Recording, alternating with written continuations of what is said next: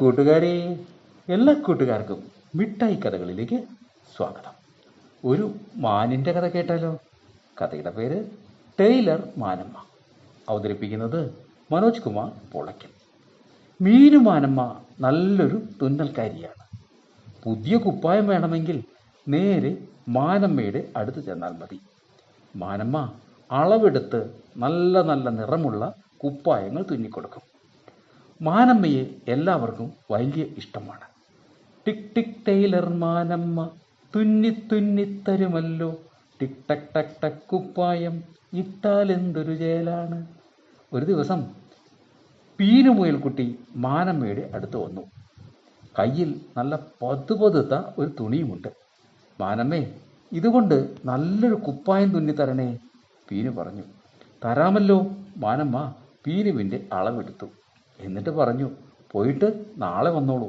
ഇതെല്ലാം ഒരു വിരുതൻ മറഞ്ഞു നിന്ന് കാണുന്നുണ്ടായിരുന്നു. ടിക്കു കുറുക്കൻ. പളപളമിന്നും കുപ്പായം എനിക്ക് വേണം കുപ്പായം, ഹയ്യട പച്ചക്കുപ്പായം തട്ടിയെടുക്കാം ഹി ഹി ഹി. ടിക്കു കുറുക്കൻ പതുങ്ങി നിന്നു.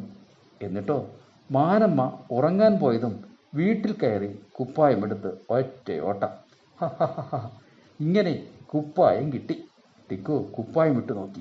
പെട്ടെന്ന് വേദനയെടുത്ത് അവൻ ഒറ്റ ചാട്ടം. അമ്പോ കുത്തും കുപ്പായം, മുതുകിൽ കുത്തും കുപ്പായം, എനിക്ക് വേണ്ടി കുപ്പായം ഊരിത്തരുമോ മാനമ്മേ. പേടിച്ചു പോയ ടിക്കു മാനമ്മയുടെ വീട്ടിൽ തിരിച്ചെത്തി. പകുതി മാത്രം തുന്നിയ കുപ്പായമായിരുന്നു ടിക്കു തട്ടിയെടുത്തത്. മുതുകിൽ കൊണ്ടതോ അതിലിരുന്ന സൂചിയും. മാനമ്മ ഒരു വിധത്തിൽ കുപ്പായം ഊരിയെടുത്തു. എന്നിട്ട് ടിക്കുവിനെ വഴക്ക് പറഞ്ഞു. ചോദിക്കാതെ ഒന്നും എടുക്കരുതെന്നറിയാമല്ലോ. മാനമ്മ വൈകാതെ ടിക്കുവിന് പുതിയൊരു കുപ്പായം തുന്നിക്കൊടുത്തു.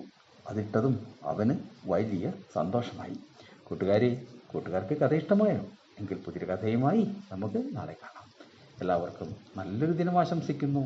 Story uncle.